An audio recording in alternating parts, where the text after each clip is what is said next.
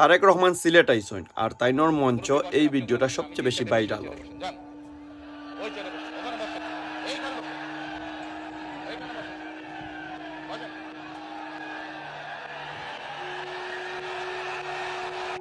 একজন মুরব্বী মঞ্চ উঠছেন, তারেক রহমানে পরবর্তীতে তাইনর নিজ আসনও চেয়ারও বসার কথা কইছেন।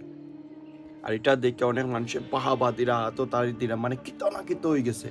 কিন্তু আমরা যারা প্রবাসী নানি আমরা দ্বারা এটা স্বাভাবিক, কারণ এটা কোনো ব্যাপার না। হ্যাঁ, বাংলাদেশের লাগে এটা অস্বাভাবিক, কারণ হইল আমরা বাঙালি বা বাংলাদেশি হল আমরা তো একসময় ব্রিটিশের শাসন করছে, তারা গুলামি করছিলাম। আমরা ও গুলামির জিন্দগি আমরা আস্তে জীবন খাটাইতাম চাই, আমরা ভিতরে পরিবর্তন আমরা আনতাম চাই না।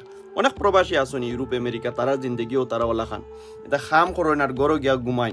বাংলাদেশের পুরা জিন্দগি গুলামির জিন্দগি কোনো বিদেশ বইয়া খাটাই, পরিবর্তন হইতে চাই না। সামনে তারার যে চলাফেরা বা তারার যে কিলাখান ব্যবহার কিলাখান চলে এগুলো আমরা দিকে অনেক সময় নিজেরা আমরা পরিবর্তন করতাম চাই না। ও নিজের গাঁও গ্রামের ওই এলাকার ওলাখান ওলা জিন্দগি আমরা খাটাইতাম চাই। যখন তারেক রহমান সাহেব যে জিনিসগুলা দেখাই এটা হলো পরিবর্তন।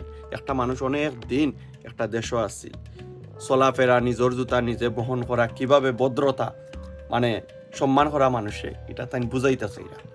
পরিবর্তন আইছে, তাই অবশ্যই পরিবর্তন কর্তা চাইরা বা চাইবা, কিন্তু দেখা যাইব পারতা নাই তাইনর আশেপাশে মানুষ যে এই গণ্ডমূর্খ হলতে লাগে।